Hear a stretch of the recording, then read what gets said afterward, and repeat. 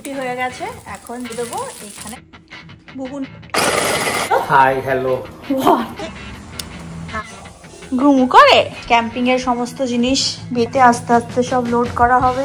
Burner রান্না বান্না করার জন্য এরকম বাঙালি বনভোজনে পরিণত হয়েছে বাচ্চাদের জন্য। সবার স্পেশাল স্পেশাল একটা করে মাটির ভাঁড়ে দই। Hello hello, welcome back. কি খবর সবার, কেমন আছো? আজকে থার্সডে, হ্যাপি থার্সডে সবাইকে। আর কেমন কাটলো বলো এই 3টে দিন, রাদার 4টে দিন, থার্সডে নিয়ে 4টে দিন। আমাদের উইকেন্ড শুরু হতে চলেছে ফ্রাইডে। আজকে একটু শরীরটা খারাপ ছিল আমার, সকাল থেকে বেশ একটুখানি লোয়ার অ্যাবডোমেনে একটু ব্যথা হচ্ছিল। তো আমি ডক্টরের কাছেও গিয়েছিলাম, তো সেরকম সিরিয়াস কিছু না ডাক্তার বললো, বাট দেখতে বললো যে ব্যথা বাড়ছে কি বাড়ছে না, তো সেই অনুযায়ী কল করে জানাতে বললো। তো হোপফুলি যেন না বাড়ে ব্যথা, হোপফুলি যেন জলদি সুস্থ হয়ে যায়। হালকা তো পেন আছেই, কাজ করতে অসুবিধে হচ্ছেই। এই শরীর খারাপ হলে না এই দূর দেশে খুব কষ্ট হয়, স্পেশালি কাজের চাপ একজনের ওপর এত বেশি বেড়ে যায়। তো যাই হোক, আজকে আমি যতটা পারছি কাজ করছি, খুব একটা হেভি জিনিসপত্র তুলবো না, কাজ মানে হেভি ওয়ার্ক করব না ভেবে রেখেছি মাথার মধ্যে। কিন্তু বাসনগুলো ধোবো, দাঁড়িয়ে দাঁড়িয়ে তো বাসন ধুতে হবে, তো সেইটা করে নিই। চিনি আর কুন্তল এইমাত্র ফিরলো। কালকে আমাদের আছে একটা নতুন জায়গায় ঘুরতে যাওয়া, সেটা হচ্ছে ক্যাম্পিং। প্রবাবলি এইটা এই বছরের এই সিজনের শেষ ক্যাম্পিং হতে চলেছে, কারণ এরপরে তো ঠান্ডা পড়ে যাবে, তো আর ক্যাম্পিং করা হবে না। কারণ রাত্রেবেলার টেম্পারেচার জঙ্গলে এত নেমে যায় যে ক্যাম্পিং করতে বেশ কনকনে ঠান্ডা লাগে। তো আমরা একবার আপস্টেট নিউ ইয়র্কে অক্টোবরের মাঝামাঝি ক্যাম্পিং করেছিলাম। ভীষণ ঠান্ডা ছিল ওয়েদার, সকালে যেরকম ফুরফুরে একটা অটম একটা ফিল ছিল, সেরকমই মানে অলমোস্ট কনকনে 2 ডিগ্রি 3 ডিগ্রি ফিল হচ্ছিল। তো রাত্রেবেলায় শুতে খুব অসুবিধা হয় যখন উইন্টার ঠিক নয়, ইভেন অটমেও ক্যাম্পিং করা হয়।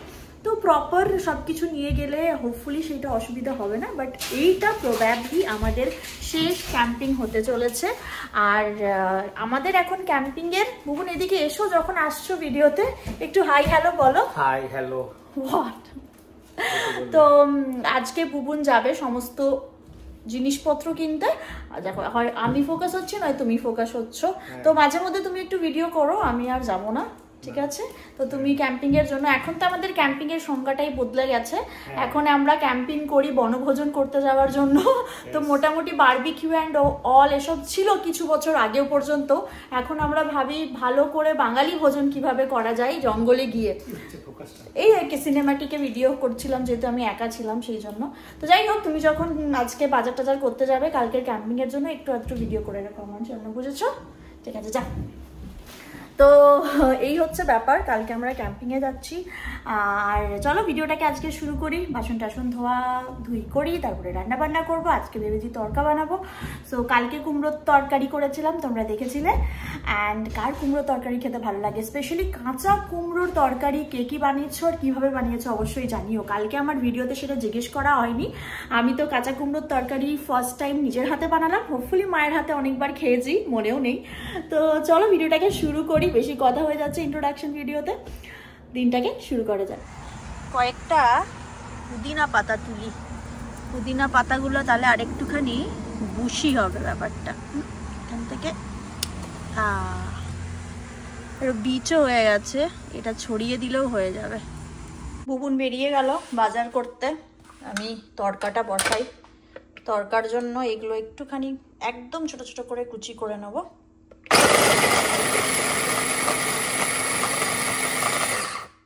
হয়ে গেছে অলমোস্ট। আর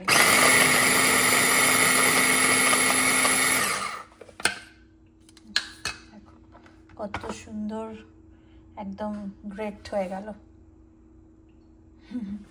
এটা এবারে দিয়ে দেবো। দিয়ে দিলাম পেঁয়াজ, আদা, রসুন একদম কুচি কুচি করে প্রথমে দিয়েছিলাম, সেটা হালকা ভাজা হয়ে যাওয়ার পর দিয়ে দিলাম টমেটো আর নুন আর হলুদ। এবার এটাকে একটু ফ্রাই করব ভালো করে। আর এখানে দেখো আমার ডাল সেদ্ধ হয়ে গেছে, আমি দেখাই। এটা একদম মিক্সড ডাল, নানান ধরনের ডাল দিয়ে আমি এটাকে আজকে বানাচ্ছি। সব রকম ডাল আছে, মোটামুটি গুনলে হয়তো 7-8 রকমের ডাল পাওয়া যাবে। দিয়ে দিলাম আর একটু টমেটো আর জিরে গুঁড়ো। হয়ে গেছে। এটাতে আমি একটুখানি সস দিই, এটার মধ্যে বেশ একটা অন্যরকম বেশ ফ্লেভার হয়। আমি অ্যাকচুয়ালি এই তড়কা রান্নাটা শিখেছিলাম কলকাতায়, সেই রুটি তড়কা বিক্রি করে না অনেকে। তো আমরা যেখানে থাকতাম কলকাতায়, অফিস থেকে ফিরে বা মাঝে মধ্যে সন্ধেবেলায় যখনই খেতে ইচ্ছে হতো রুটি তড়কা, ওখানে ওই কাকুটা একদম গরম গরম তড়কা বানিয়ে দিত।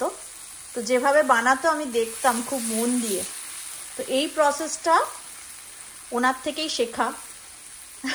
তো সেই জন্য আমি ওই প্রসেসেই বানাই। আর যখনই বানাই এই প্রসেসে প্রত্যেকেরই ভালো লাগে, মানে কখনো শুনিনি যে এই প্রসেসে বানিয়ে কারো খারাপ লেগেছে খেতে। আর বেশ ওই রকম অনেকটা হয়, একদম পারফেক্টলি ওনাদের মতো হয়তো হয় না, বাট অনেকটা হয়। তো আমি ভাবলাম যখন বানাচ্ছি ভালো করে, তাহলে সবার সাথে একটুখানি শেয়ার করে দিই। এই যে তড়কা মশলাটা, এই তড়কা মশলাটা আমি ইউজ করি। এটা তো এখানে পাওয়া যায় না, অনেক জায়গায় চেষ্টা করেছি এটাকে যেন বলেছি আর কি নিয়ে আসো, কিন্তু এই তড়কা মশলাটা আমি এই নিউ জার্সিতে কোথাও পাইনি। এটা যখনই আমি আসি ইন্ডিয়া থেকে, আমি মোটামুটি কিছু প্যাকেট নিয়ে আসি এই তড়কা মশলার। তো এই তড়কা মশলাটা আমি এখানে দিই। আর যেটা দিই সেটা হচ্ছে কসুরি মেথি দিই ওপর থেকে। তো আমি সেটা দেখাচ্ছি। দিয়ে দিলাম তড়কা মশলা ওপর থেকে, আবার দেবো, একটু বেশি করে দিলাম কারণ ডালটা অনেকটা বেশি আছে। একদম হয়ে এসছে মশলাটা।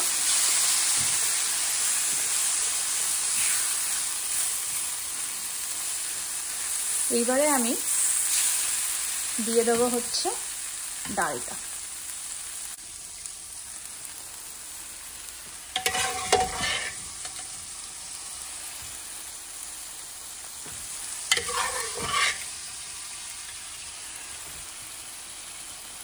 আমি আগে দিয়ে নিই পুরোটা ভালো করে, তারপরে দেখাচ্ছি।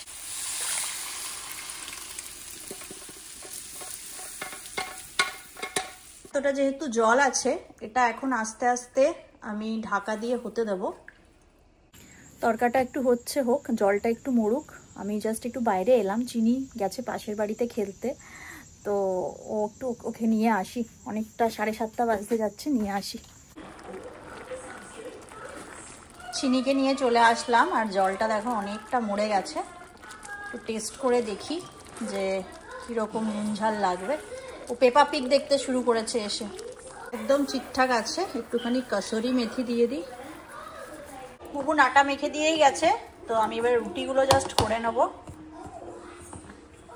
রুটি হয়ে গেছে, এখন জাস্ট ডিমটা ভেজে নিলাম, এটা দিয়ে দেবো এখানে, তাহলেই ডিম তড়কা রেডি। আর একটু ছোট ছোট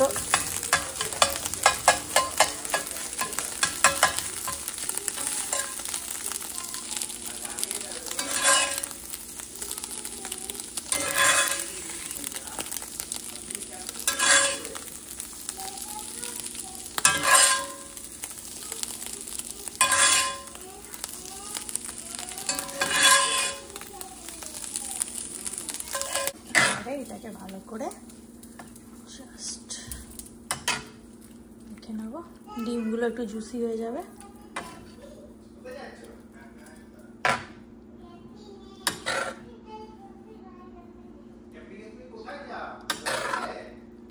আমাদের খাওয়া দাওয়া তো শেষ। পুটপুটিরা নিয়ে এখানে ঘুমু করে, হ্যাঁ। আর এই পাশে ক্যাম্পিংয়ের সমস্ত জিনিস বেরিয়ে গেছে, গাড়িতে আস্তে আস্তে সব লোড করা হবে। এটা স্লিপিং ব্যাগগুলো, বার্নার রান্নাবান্না করার জন্য, আর এখানে সমস্ত জিনিসপত্র আছে, এয়ার ব্যাগ, টুকিটাকি সব জিনিসপত্র।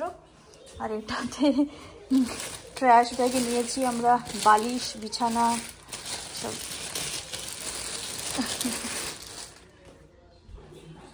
আর এই পাশে কালকের জন্য প্রিপেয়ার করা হচ্ছে কি চাটনি, আমের চাটনি হচ্ছে। আর এখানে চিকেন কাটা হচ্ছে। চিকেন কাবাব হবে। কাঠি রোলের চিকেন কাবাব, ঠিক। এখানে সুদীপ দা আমের চাটনি বানাচ্ছে। আমাদের বাঙালি মানে আমাদের ক্যাম্পিংটা কিরকম বাঙালি বনভোজনে পরিণত হয়েছে।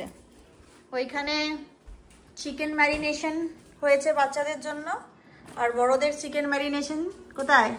ফ্রিজের ভেতরে। আর ফ্রিজটা একবার দেখায় কি কি যাচ্ছে। ওই দেখো দই, সবার স্পেশাল স্পেশাল একটা করে মাটির ভাঁড়ে দই, মিষ্টি, আরো কত কি। ট্রান্সফরমেশনের পিছনে একটাই লোক, কে? প্রবীর দা, ঠিক। আমাদেরকে শিখিয়ে দিয়েছে। আমি মিষ্টিটা খেয়ে দেখছি মিষ্টিটা ভালো আছে কিনা। সাবাস, এটা হচ্ছে সুদীপ দা মিষ্টি নিয়ে এসছে আজকে, আর এটা হচ্ছে আমাদের পাওনা, এক্সট্রা পাওনা বিফোর ক্যাম্পিং।